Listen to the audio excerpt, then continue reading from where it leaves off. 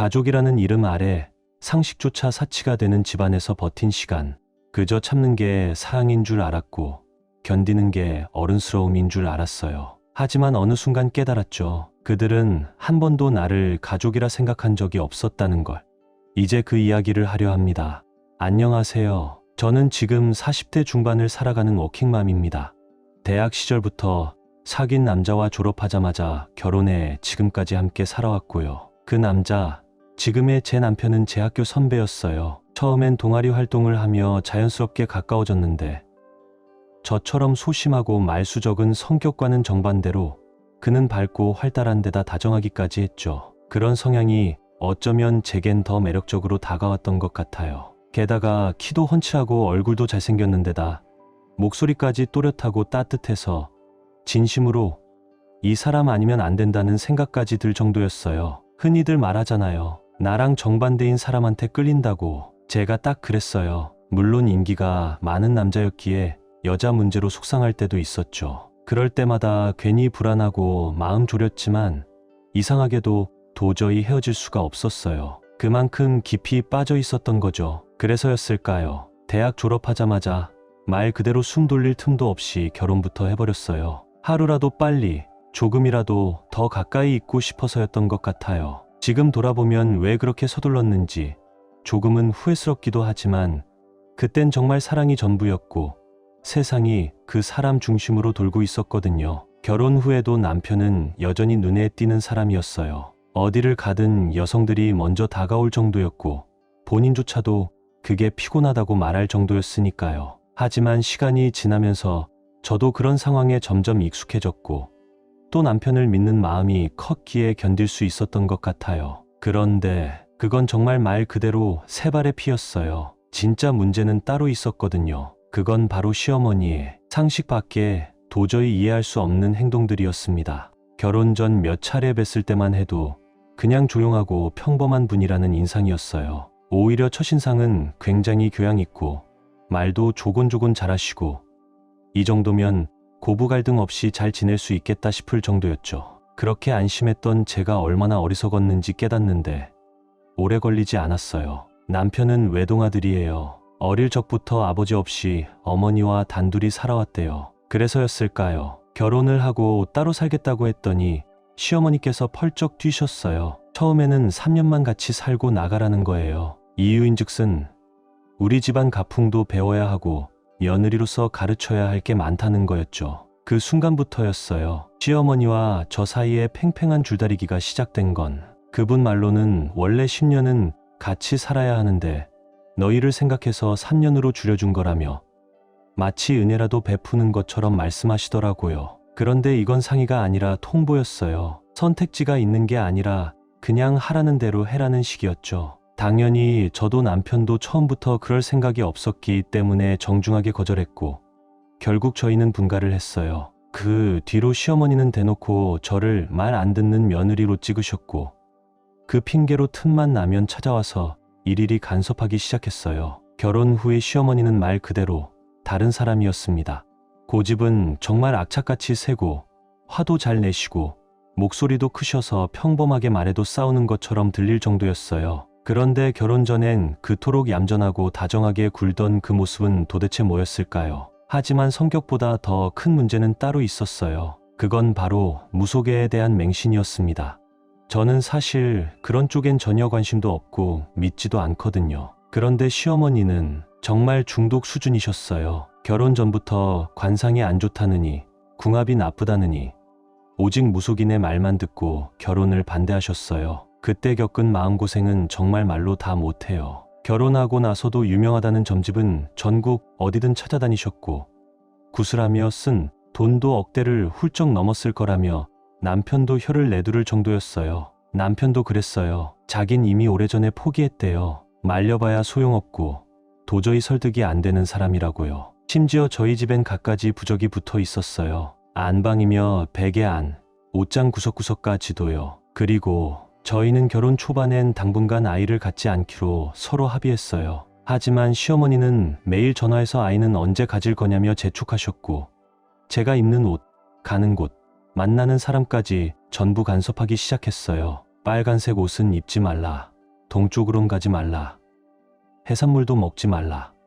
나이 많은 여자는 절대 만나지 말라. 처음엔 웃어넘기려 했지만 그게 반복되니 정말 미칠 것 같더라고요. 그렇게 시간이 흘러 예쁜 딸이 태어났어요. 하지만 기쁨도 잠시, 이제는 딸에게까지 간섭이 시작된 거예요. 저는 제 몸이야 어차피 참고 버티면 되지 생각했지만 제 아이한테까지 그러는 건 도저히 참을 수가 없었습니다. 시어머니는 딸아이를 만날 때마다 꼭 혀를 차며 비꼬듯 악담을 쏟아냈어요. 처세는 당연히 아들이어야 했는데 도대체 저런 걸 낳아선 뭐에 써먹으려고 그래? 집안 다 망쳤지 뭐야. 숨이 턱 막힐 정도였어요. 심지어 내가 미쳤지.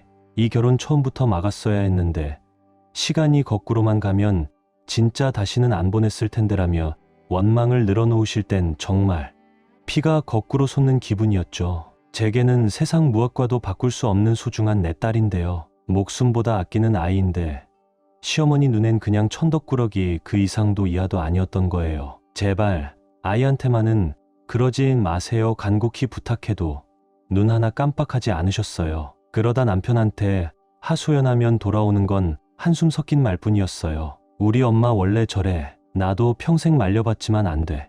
당신도 그냥 넘겨요? 저게 넘길 일인가요? 그 사람이 바로 우리 지영이 아빠라는데 어떻게 저렇게 무책임하고 무심할 수가 있을까요? 밤마다 울다 잠든 날이 몇 날 며칠인지 셀 수도 없었어요. 그러다 어느 순간 마음을 고쳐먹기로 했습니다. 시어머니를 바꾸는 건 불가능하니 나라도 바뀌자. 적어도 내 아이만큼은 상처받지 않게 내가 막아야겠다. 그래서 지영이가 시어머니와 마주치는 일을 최대한 피하게 했어요. 그 아이도 할머니만 보면 몸서리를 칠 정도였거든요. 잘 놀다가도 갑자기 제 뒤로 숨으며 말했어요. 엄마 나 할머니 싫어. 우리 집에 안 왔으면 좋겠어.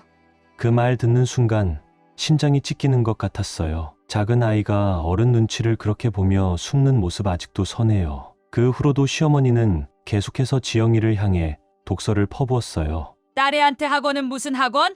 공부 잘해서 뭐 하려고? 좋은 옷, 좋은 음식? 다 소용없어. 딸은 남 주는 건데 뭐하러 애지중지해? 정말 기가 막힌 궤변이었어요. 자기 자신도 딸로 태어나 놓고 어떻게 그런 말을 입에 담을 수 있는 걸까요? 가끔은 정말 정신병원에 보내버리고 싶다는 생각까지 들었어요. 남들 손주 손녀는 다 귀하게 여기고 이뻐해 주는데 우리 딸은 왜 이리 천대를 받아야 하나. 가슴 속엔 커다란 돌덩이 같은 응어리가 늘 눌러 앉아 있었죠. 남편이 감기라도 걸리거나 일이 꼬이면 그 화살은 꼭 제게로 향했어요. 봐라, 내가 복이 없으니까 이런 일이 생기는 거지. 멀쩡한 애가 왜 다쳤겠어? 다 내 탓이야. 그러면서 또 시작되는 그 말. 내가 신령님 말 들으랬지? 내 말 귀등으로도 안 듣더니 이 지경이 된 거야. 내가 우리 아들 인생 다 망치고 있는 거야. 이 못된 거사. 제가 점집이니 법당이니 따라 나서지 않았다는 이유로 늘 저런 말도 안 되는 원망을 듣고 살아야 했어요. 차라리 남편이라도 내 편이 되어줬다면. 하지만 그 사람은 늘 일만으로도 머리가 아프다며 아예 대화 자체를 막았죠. 알고 보니 그 와중에도 남편은 다른 여자를 몰래 만나고 다니고 있었어요. 확실한 증거도 있고 느낌도 있었지만 저는 딸이 성인이 될 때까진, 아니 결혼할 때까진 참자고 마음을 먹었어요. 결정적인 순간에 한 번에 정리하려고 조용히 증거를 모아두었죠. 그때 제 정신 상태는 정말 위태로웠어요. 시어머니 하나도 벅찬데 남편까지 신경 쓰려니 이러다 내가 진짜 미쳐버리거나 극단적인 선택을 해버릴 수도 있겠다는 생각이 들 정도로. 그래도 딸에게만큼은 상처 주지 않자 그 생각 하나로 버텼어요. 지금 생각하면 좀 더 빨리 빠져나왔어야 했는데 그땐 참는 게 최선이라 믿고 있었던 거예요. 그런데 어느 날 시어머니가 또 어처구니 없는 말을 꺼내셨어요. 무속인이 그러더라. 아들을 셋이나 더 낳아야 집안이 풀린대. 남편은 바람 피우고 집엔 신경도 안 쓰는 놈인데 그런 아들 셋을 더 낳으라고요? 그뿐이 아니에요. 정체도 알 수 없는 이상한 약을 먹으라고 하고 안방엔 부적을 덕지덕지 붙이고 이불 안, 베개 속에도 부적을 숨겨놓고 가구며 냉장고며 집안 곳곳을 죄다 뒤집어 놓는 데는 거의 제 집처럼 굴더라고요. 시어머니니까 다 받아줘야 하나요? 정말 해도 너무했어요. 정말 더는 못 참겠다는 생각이 들어서 드디어 따져 물었어요. 어머님, 저희는 지영이 하나면 충분합니다. 아이는 더 낳을 생각 없습니다. 아범도 같은 마음이에요. 그러니까 제발 이젠 그만 좀 강요하세요. 그리고 미리 연락도 없이 불쑥 찾아오는 일도 이제는 그만두셨으면 좋겠어요. 제 말이 끝나기도 전에 시어머니 눈이 뒤집혔어요. 뭐라고? 내가 결국 우리 집안대를 끊겠다는 거냐?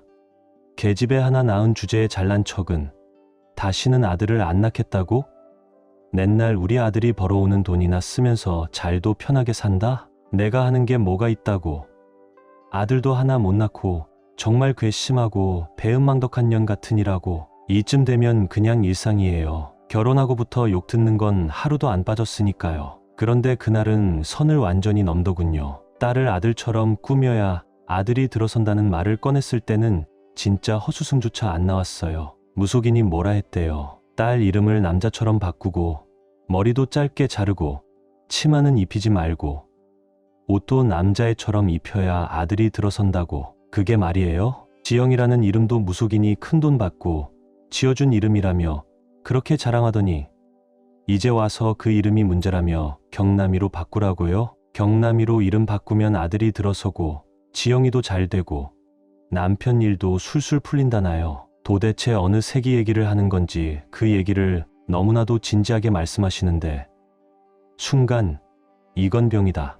정말 중증이다 싶더라고요. 왜 저렇게까지 무속인 말만 맹신하며 사는 걸까?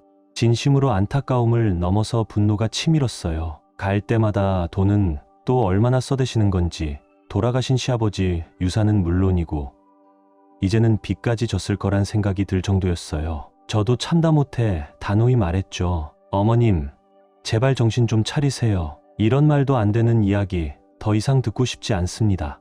왜 이렇게까지 하시는 거예요? 도대체 무엇을 위해서요? 그랬더니 웬일인지 더는 말없이 돌아가시더라고요. 그 조용함이 오히려 더 불안했어요. 며칠 뒤 주말이었어요. 온 가족이 모처럼 다 같이 집에 있는데 시어머니가 또 들이닥쳤어요. 중요한 얘기가 있다며 가족들을 다 불러 앉혀놓고 뜬금없이 이렇게 말했죠. 아들이 안 들어서서 점을 봤더니 지영이를 멀리 보내야 한단다. 그래야 부부 사이가 좋아지고 곧 아들 쌍둥이까지 들어선대. 이 얼마나 좋은 기회냐. 그러니까 지영이 강릉으로 보내자. 강릉엔 남편 쪽 먼 친척이 산다고 했지만 평소 연락도 안 하던 집인데 지영이를 보내라고요? 그 말 듣고 진짜 노망이 들었구나 싶었어요. 어머님, 왜 이러세요? 왜 자꾸 그런 데만 다니시고 이상한 말을 믿고 오세요? 저희는 아이 낳을 생각 없습니다. 몇 번을 말씀드려야 들으실 건가요? 그리고 지영이를 어디로 보내란 거예요? 정말 제정신이세요?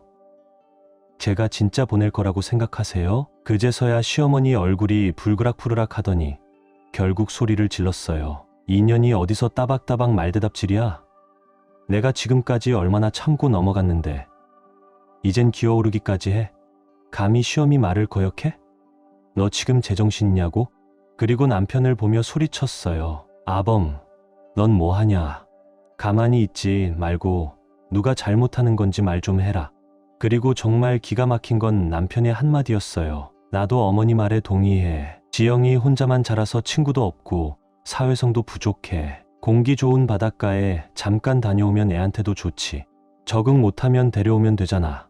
지영아, 어때? 저런 걸 보고도 남편이라고 할 수 있을까요? 애 얼굴을 보고도 그 말이 나오나? 정말 한심하고 서글프고 가슴이 무너져 내리는 순간이었어요. 지영이는 그 자리에서 울음을 꾹 참고 있었지만 눈물이 금세라도 터질 것 같았어요. 그 장면을 본 시어머니는 딸이 눈물을 글썽이자 버럭 소리를 질렀어요. 뭘 잘했다고 울어? 쓸모도 없는 계집애가 어른 말도 못 듣고 말이야. 어른이 가라면 가는 거야. 안 가기만 해봐. 이번엔 그냥 안 넘어가. 제대로 혼 좀 나봐야지. 내가 태어난 것부터가 이 집안의 재앙이야. 그러더니 제 눈앞에서 우리 지영이를 때리는 거예요. 그 순간은 너무도 순식간이라 말릴 틈도 없었어요. 제 안에서 무언가가 확 끊어졌습니다. 그토록 참고 또 참았던 인내심이 산산이 부서졌고 눈앞이 확 뒤집혔어요. 저도 모르게 지영이를 감싸 안고 방 안으로 들여보낸 뒤 복도 한가운데서 소리를 질렀습니다. 진짜 미쳤구나. 둘이 아주 쌍으로 돌아버렸네요. 감히 우리 딸한테 손을 대요? 내가 죽기 전엔 절대 지영이 보내는 일 없어요. 2번 다시 이런 짓거리 하러 오지도 마세요. 그리고 온 집안에 시어머니가 붙여놓은 부적들을 하나하나 뜯어냈어요. 문짝이며 벽이며 이불 속까지 다 찾아내서 시어머니 눈앞에서 갈기갈기 찢어 바닥에 던졌죠. 시어머니는 그대로 서서 거의 혼절 직전처럼 휘청거리셨고요. 그때 남편놈이 갑자기 제 쪽으로 다가오더니 지금 뭐 하는 거야? 하며 손을 들어 때리려는 거예요. 제가 눈을 치켜뜨고 말했죠. 어디 결혼한 주제에 밖에서 여자나 만나고 다니는 놈이 손까지 올려? 내가 너 그렇게 다니는 거 모를 줄 알았어? 다 알고 있었어. 지영이 때문에 참았던 거야. 이 더러운 놈아. 그 말에 움찔 놀라는 남편을 보며 저는 더 치를 떨었어요. 그런데 더 웃긴 건 시어머니 반응이었어요. 뭐? 너 여자 있어. 누구야? 애는 있냐? 사진 있으면 엄마한테 좀 보여줘봐. 몇 년생이야? 그리고는 말하더군요. 그쪽에서 아들 쌍둥이가 태어날 수도 있겠네? 그 말 듣고 저 진짜 미치는 줄 알았어요. 아니, 진작에 다 돌았던 거예요. 그날 그 집안 전체가 저에게서 마지막 남은 미련까지 완벽하게 끊어냈어요. 저는 웃으며 말했죠.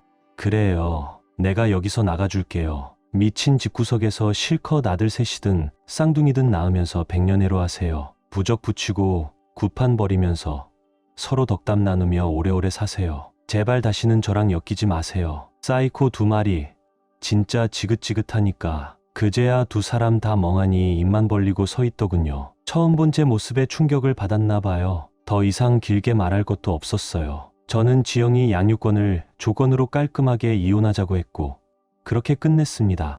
어차피 재산도 없고 위자료나 양육비 받을 마음도 없었어요. 1원 1푼, 1분 1초도 다시는 그 인간들과 얽히고 싶지 않았거든요. 진작 이랬어야 했는데 괜히 딸한테 못 보여줄 꼴만 보여준 것 같아.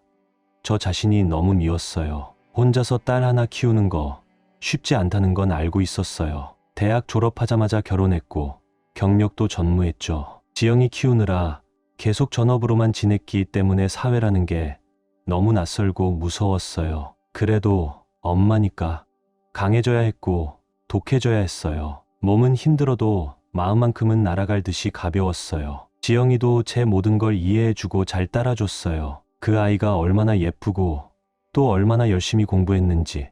학원도 과외도 못 보내줬는데 최근에 명문대에 합격했어요. 그 순간 저는 울었어요. 너무 고맙고 대견해서요. 그런데요, 최근에 그 인간들 소식이 들려왔어요. 남편은 이 여자 저 여자한테 다 털리고 그 여자는 남편한테 맞고 결국 둘 다 빚더미에 허우적댄다더군요. 뻔한 결말이었죠. 하나도 안 놀라웠어요. 그런데 그 여자 어떻게 제 연락처를 알았는지 자꾸 연락해오는 거예요. 무속인이 그러는데 저랑 다시 합쳐야 아들이 잘 된대요. 제발 돌아와 달래요. 자기 아들 상태가 안 좋다나요. 이대로 놔두면 큰일 난다면서요. 정말 말문이 막히더군요. 그래서 물었어요. 그딴 게 나랑 무슨 상관이죠? 그러자 이번엔 손녀가 복덩이라며 잘 키워야 한다고 했답니다. 어디서 주워들은 건지 지영이가 명문대에 들어간 것도 알고 있더라고요. 그러면서 뭐라는 줄 아세요? 내 손녀가 그럴 줄 알았다 이럽니다. 참나 어이가 없어서 웃음도 안 나오더라고요. 어디서 감히 내 손녀라는 말을 그렇게 아무렇지도 않게 내뱉을 수 있을까요? 이제 와서 자기가 저지른 짓들은 다 잊은 건가요? 아니면 치매가 왔나? 정신줄을 놨나? 별의별 생각이 다 들었어요. 정말 입에서 저절로 욕이 튀어나올 만큼 직접 찾아오겠다는 말까지 들었는데 찾아만 와보라죠. 그날은 현관에 소금을 한 바가지 뿌려서라도 쫓아낼 겁니다. 그렇게 마지막으로 경고하고 다시는 연락하지 말라며 번호도 마음도 단칼에 차단해버렸어요. 물론 지금도 혼자 아이를 키운다는 게 말처럼 쉽지는 않아요. 경제적으로도 정서적으로도 외롭고 벅찰 때가 많죠. 하지만 지영이만 생각하면 다시 힘이 납니다. 그 아이가 저희 전부니까요. 그리고 그 아이 하나만 있으면 저는 충분해요. 앞으로는 그딴 인간들, 그 집안과의 인연은 완전히 끊어버리고 우리 딸 예쁘게 웃고 따뜻한 마음으로 사랑받으며 살 수 있는 삶을 만들어주고 싶어요. 2번 다시는 상처받게 하지 않을 거예요. 이렇게 다 털어놓고 나니 그동안 먹먹하게 눌려있던 마음이 조금은 가벼워진 것 같습니다. 혹시 이 글을 읽고 계신 분들 중 비슷한 상황에 있는 분이 있다면 꼭 말씀드리고 싶어요. 당신은 잘못한 게 없다고, 참는 게 미덕만은 아니라고요. 스스로를 아끼고 지키는 것, 그게 가장 위대한 용기라고 생각해요. 부디 여러분도 이 세상에서 가장 따뜻하고 단단한 행복을 만나시길 바랍니다. 이야기에 공감하셨다면 댓글로 응원과 조언 남겨주세요. 그리고 좋아요와 구독은 저에게 정말 큰 힘이 됩니다. 오늘 하루도 마음 따뜻한 일들로 가득하시길 바라며 진심으로 감사드립니다.